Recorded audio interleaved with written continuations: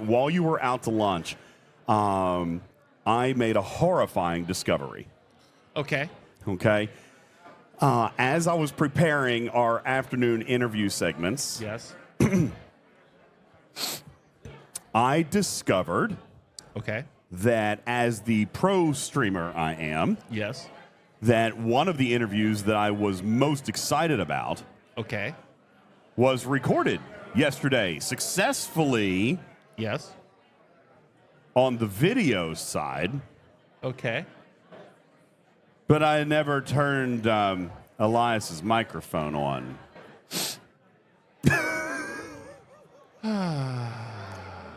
So You are a professional disc jockey, like a board op, in your previous career, correct? Like this is people paid you to do this? yeah, I didn't. The microphone wasn't on. Great. So what do we do now? what we do now is I went to his rep and I said, "So slightly embarrassing story." Were you embarrassed? I was actually very much. Well, you definitely deserve that. I was very embarrassed. I go over to his rep and I'm like, okay. Hey, I know that you were kind and gracious enough to give us 20 minutes of your time. But Yeah. Do you mind if we do it again? Because I forgot to push a button. And Yeah. what did he say? Because I'm sure he was very kind. He was so kind about it. I told him, I said, I am very, very sorry. I said, and we had such a great conversation. It was a genuine conversation. We had some great. Wolfwood says again. Stradalorian says we can just read lips. Mm-hmm. And oh no, that's mean. That's why it's his previous career. Yeah. So anyway, Elias came over and he said, "So I understand there was a little bit of an issue," and I'm just like, "Yeah." And I said, he said, "You want to do it again?" And I'm like, I would love to, because your interview was fascinating to me. Right. And so I would love to. But please don't feel obligated, don't feel pressure. I said, I don't even want it to sound disingenuous because I'm probably going to say some of the same stuff that I said yesterday. Yeah. He said, "Dude, I repeat myself for a living." And I thought that just is as endearing. That's exactly right. That's exactly right. He was like, I say the same thing 15 times in a row for a living. And then, at that moment, I kind of realized how amazing Elias Toufexis is. He is amazing. Because he's such a nice guy. Yeah? Because he's sitting right next to us, all right? He's like, "Wait, you want me now?" So, yeah, I'm telling him this story, and I'm like, "Yeah." I said, I'm sorry. I said, "We're going to have to, redo this whole thing." He was like, "Dude, that's really what I do. That's what I do there." So, ladies and gentlemen, I told him that we would be not recording it this time because at least I know if it's live, then it's working, and the microphones will be on. Ladies and gentlemen, it is my distinct honor to bring back to you for the second time an amazing actor, and I want you guys to really to soak up this voice, all right, because he absolutely sounds amazing. Ladies and gentlemen, Elias Toufexis is here. What's up, man? Thank you. Oh, wrong one. There we go. Oh, your mic's still not on. So hold on. Now it is working. We almost didn't. I would like to apologize to my colleague. Wait, did he blame it on me? No, he didn't. He Okay, took full good. responsibility. I did take full responsibility. There you go. I was very embarrassed when I walked in How there. you I'm doing like, today? I'm so sorry. I'm okay. Better Yeah, than yesterday. A lot going on here today. Yeah, Yesterday it's was a busy. different feel. Today's Nice awesome. to meet all the Nashvillians. Yes, Yeah. correct. Is that how you correct. say that? You do. Nashviers. It's not the Nashvillenites. It's not the Nashvites. No, it's a Nashvillites. Nashvilleite. Nashvillenites. Is that what it is? Nashvillenites. That sounds No, like a Star Trek villain. Nashvillians. Yes, it does. As a matter of fact, one of the things that we had learned yesterday when we were talking to you is that you have done a lot of villains. That's why I call them Nashvillenites. Like, they're your people here, right? You've done a lot of villains throughout, and just in case you guys may or may not recognize that voice, he was part of the dynamic duo in Discovery Season 5, Mull Amazing. and Locke. Yes. And so it might even be something you don't recognize because you had that full prosthetic. You had the face. He was the Breen. The Breen criminal that was running around with Eve. So we were talking a little bit about this yesterday, that your character literally made this season for me. It did. It was like one of the greatest sub stories I think of any season of any Star Trek. Your character's relationship, the relationship between Mull and Locke, was an incredibly detailed and well-explained relationship. Like, you guys weren't just bad guys. As a matter of fact, by the time you got to the end of the season, I think more people empathized with you guys than actually looked at you like a villain. Like, you guys had a reason. There was a genuine... Everyone is a good guy in their own story. Yeah. Yeah, and you have to play it that way, because if you don't, you can't play evil, right? We talked about this before, guys, but like, you can't play being bad. It doesn't make any sense. You can't justify it that way. You have to justify what you're doing. And in the case of Locke, one thing I really liked was that, like, like you said, I play a lot of bad guys on TV, and more often than not, somebody else explains why this person is bad, or you get one little monologue to explain, like, my dad was mean to me, right, or whatever it is. But in Discovery, they wrote me an entire episode on why I'm doing what I'm doing, and Maul too, to a degree. So it was great to be able to actually play what it was, what the motivations were. And then you could play that, actually show everybody and literally play what the motivations were, and then play that throughout the season. And if we did our jobs right, you should feel empathy, even though they did, kill a few people and try to destroy a whole town. Yeah, details. Yeah, not a big deal. We've met a lot of Star Trek actors in the past who have been in full costume, regalia, face makeup, and a lot of them say that when they put on that mask or when they're transformed in that way, they can really become somebody else, and it really helps with the process. And other people have stated how big the acting has to seem or feel when you're in that sort of domain. What was your experience like? Oh, most definitely. I consider myself a pretty. I like to be pretty naturalistic, and if I can be subtle, I like to be subtle. And there was points in the season where I was thinking, well, why did they hire me? Because that's not what I do. I don't go big. You're in the details. Like, I'm in the small, like the nuances, the type of acting that I fall into, where I feel more comfortable with. And the note I got more and more often was bigger. Every director was saying bigger, be bigger. Broadway. Yeah, think Broadway, think on, and they weren't even really getting that specific. They were just saying, just be bigger, because we got to read it bigger and move your head and like use your eyes a little more. And I always felt melodramatic, and I always felt I was overdoing it. And I actually made them promise me that it wasn't going to come across overdone. It wasn't going to come across melodramatic. Yeah. And I was like, if you promise me that, I'll trust you guys, and I'll overdo it for you. And I felt a lot of that performance, I felt very uncomfortable. I would never have known, because it seemed so genuine. Because they were right. Yeah. They were right. And it probably was too subtle the way I was doing those initial takes. And I would probably fall back into it and fall back into my more subtle. Maybe by the end I started kind of really realizing, okay, this is the note I have to hit to get this emotion out. And I was worried about getting through the contacts. I was worried about my eyes are a big part of what I do as an actor. Getting through the contacts, it worked, thankfully. Getting through the makeup, all that stuff. It's all stuff I was worried about. But it worked out, I think. It really, 1,000% did. I loved it. It really, really did. One of the things that we had talked about yesterday when we had first started our conversation was how impactful your storyline was to this season and how relatable it made you guys. Like, we've talked the best villains. We've even talked about this community on the chat. The best villains bring you to their side. The best villains in any stream, series, movie are ones that have something that you can relate to. And I felt like, especially once we discovered, especially your background, but then discovered even earlier than that, the relationship between Mull and Locke was so very different. Organic, and I'd love to learn more chemistry about was great. that chemistry on and off camera, because it had to have been really cool. It was interesting because we didn't actually have that much rehearsal time, as you often don't in television. But we did spend time outside of work. But the funny thing was, when I spent time with Eve outside of work, I'm about 10 years older than her. So I had kind of like a brother-sister relationship. Sure, yeah. And let's be clear, she does not need my protection. Right. But I felt very protective of her in everyday life.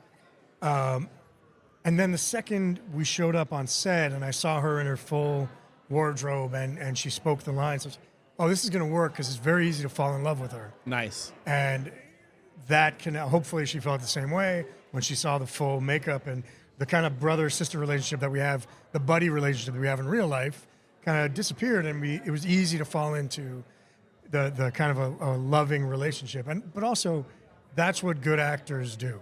Of She's a course. good actor, Yeah. so it's not. You're both great You, actors. It was you not both that did difficult. so good. Yeah. It was not a hardship on me It to was- fall in love with Eve. It was so organic. It's such a beautiful. I mean, in chat here we have people say things like Bonnie and Clyde, which I agree It with. was like Bonnie and Clyde. Yeah. And somebody else says that they really liked the way that he portrayed the difference between human and breed emotions. Relationships are different to them, which was great. Yeah, So- there was Yeah. that backstory with how you approach that side, the protection side, and no spoilers here, but up until the very last episode, there was that knight in shining armor quality to your character that really just, gosh, at the end of the day, kind of made me root for you guys a little bit, and it was just.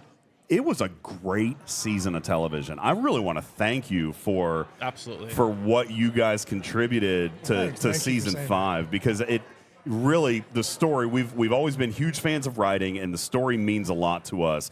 You guys really brought a lot of justice to that story. It Thanks, was a man. phenomenal And the writers season. were great, and they would, I didn't change a word of that script. Everything was as written, and they were great. There was actually one time, very quickly, where I couldn't make it work with the writing. Like I was like, this doesn't make sense in my head. I can't. Mm-hmm. I can tell you exactly when it was. It was when he gets stabbed, when he's fighting Sonequa and he gets stabbed, and then she comes and says it's okay. And in the script, it was.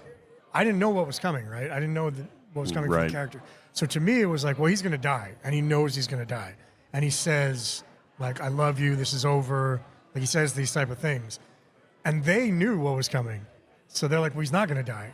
So they had to say to me, well, no, he's not dying. He still knows that he's going to be okay. But I said, but this is so kind of a defeatist language that's coming out of him. So how do I make that work knowing that he's going to be okay? Right. And we didn't want to change the lines. We wanted to keep the lines the same.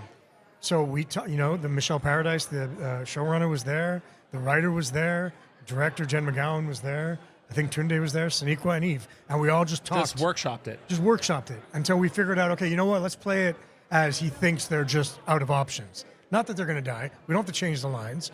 Just change it from thinking you're going to die to knowing there's no more options. Yeah, where do we run from here? And that's I how we see. played it. And it took us talking for 10 minutes. And I can see that. I mean, Yeah, just great. like watching that, because I just rewatched several of those episodes right before we came here, knowing that you were going to be here, and I was like, there's and David Ajala here. Yeah. There was a lot of Discovery's presence here.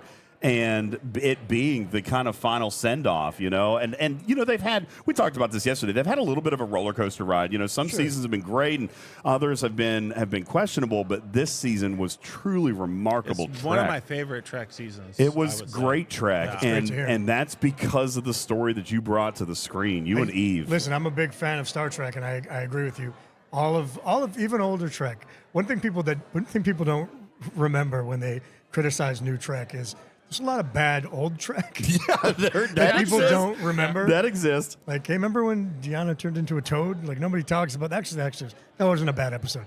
But like, there's all sorts of weird But when stuff. Janeway turned into Janeway a toad, Lizard, Janeway turned anybody? into a lizard, Yeah. Anybody? or Gates McFadden had relations with a ghost. There's a lot of Oh my God. I stand behind that episode. I thought that was great. there's We a should lot ask of her stuff, about that right? today. But so yes, there are peaks and valleys in Discovery, and I'm a big fan of it, and I really liked season 4 of Discovery because to Yeah. me it was very Star Trek. It was Yeah. It was very almost Star like a Trek. motion picture version of. I agree. It's just this thing coming, and Yeah. and then how they dealt with it at the end is very And at Star that Trek. beautiful stage they started shooting on for that Yeah, the season. AR wall. Oh my gosh. So cool. How Yeah. cool was that? It like, was cool, man. Yeah. So there's the interesting thing about the AR wall is it's like it's not a green screen because they're there and they're actually Yeah, it's you're actually seeing everything. But if like you and I are doing a scene together and the camera's on you over my shoulder, Yep. if the camera moves, the wall compensates. Correct. So Wild. I start getting sick because the around me is moving and I'm like, Yeah. oh boy, Oh, this is here we cool. go. Wow. So they were actually handing out Gravol to some actors and things Oh, until you goodness. get used to You're it. used to it. Because Yeah. all the Breen stuff on the ship, on the docking bay, that Yeah. was all the AR wall. Right.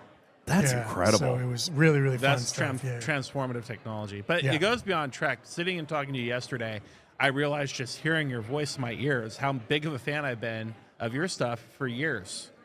Yeah, you've done Deus some other Ex, stuff. Like instantly, Deus Ex right in my ears. I hear you. I miss that character a lot. That was Deus a Ex really, stuff. really fun thing. And Yeah.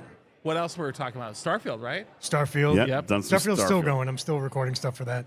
Incredible. So, like games now, they just keep going, right? So Yeah, hopefully- Sam Coe. Sam right? Coe. We're Yeah. gonna hopefully keep doing some Sam Coe stuff. And actually, another one that I bet our community doesn't realize because their voice has been associated most recently with Discovery. But you guys may remember a few months ago, we did a playthrough of Star Trek Resurgence. Yes, sir. And you have a primary character there as well. This is not your first time in the Star Trek universe. Yeah, and that was before I booked Locke.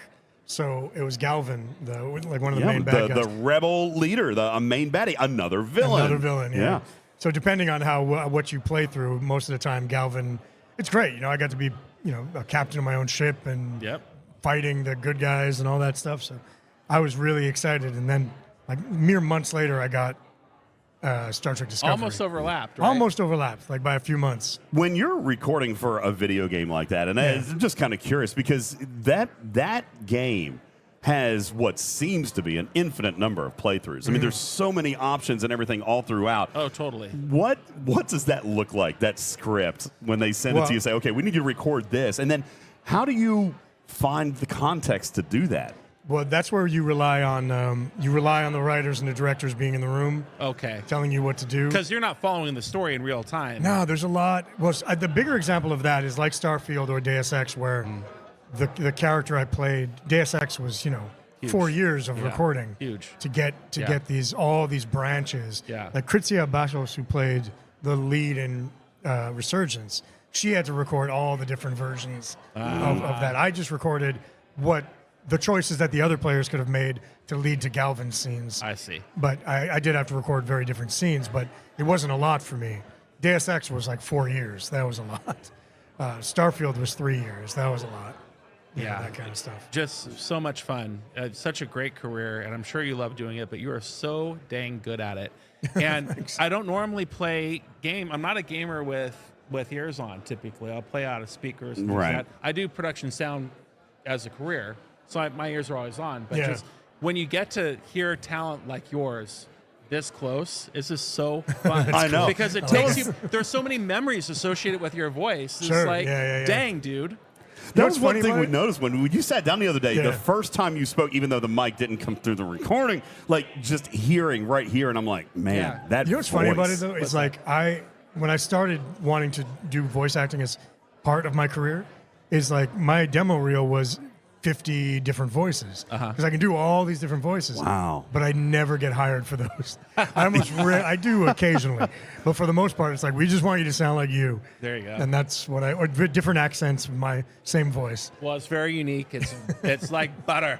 I can just see very that. good. Listen, thank you so much for coming by a second time. We got it. We're good. We got it this time. As long as we got it. By the way, I'm not coming back tomorrow. Just in case anything crazy were to happen, I've got multiple backups running at the same time. I've got 2 different sources recording in the live stream. I was gonna make sure we got it this time. Doesn't help if you don't route the audio right, nerd. I got everything sorted out. Ladies and gentlemen, the extremely talented, very friendly and gracious Elias Toufexis. Thank you so very much for being here, man. That's super fun. Oh my gosh. Amazing opportunity. Wait, stop everything. Sit back down. Whoa, no, he did. He signed it. So we signed it, but we don't need to see. We don't need to see it. We don't need to. We don't need to see. We can show it. So yes, what we were doing and what we've told you guys we've been doing is getting the cast to sign the shirt. Yesterday. He signed it yesterday. He did. It's way there. There This you go. is how you know I screwed up, folks, So, yeah, because there's the he's signature. already been here. There it is. He signed the shirt yesterday. See, I wasn't making that up. Yep. That was actually a All right, guys. I'll talk to you later. Thanks, man. Appreciate it. Thanks, man. That was a thing. Wolfwood says, DJs, didn't hear a thing. Could you do that over again? Dragon Keeper's back. Do you have another update on something that's trash? Or he's just carrying trash around? Just carrying trash around. There you go. Mike says he should be able to sign twice. He deserves it. He does. He does Dude, deserve Elias it. is awesome. Elias Elias is a big part of my gaming fandom, and I didn't even know that until I heard him in the ears yesterday. And he's such a friendly guy and an awesome guy. He's our neighbor. He's right next door. He is literally right next door. And he's super fun. As a matter of fact, when you go to the guest camera, if you look up right now, there's nobody in the chair, but if you look up in the upper left-hand side of your frame, you see him right there. There's his banner, and he's right there. He has been right next door to us the entire time. And I have to be honest with you, Griffin. I don't get embarrassed about many things. Hey, man, everybody makes a little boo-boo here and there. But when I went up to his agent, and I'm like, you're never going to believe what happened. And I told the story, and she's like, well, I'll talk to him, and we'll see. And then he came up just a little bit later while you were out to lunch. He was like, hey, listen, no big deal, man. Like, this was great. Let's do it again. And that just tells you a lot about a guy. Absolutely. It really, really does. About it. Tells you a lot about somebody who just wants to hang out and have some fun and celebrate the fandom like he did and his career. I'm telling you, man, I can't overstate it what I was worried about with Disco Season 5. Well, yeah. I mean, that series has gone in a lot of different directions. Yeah, and buddy, they brought it home. They did. They did. And I listen, it's not just, it wasn't, the story was great. The writing was great. The visuals were great.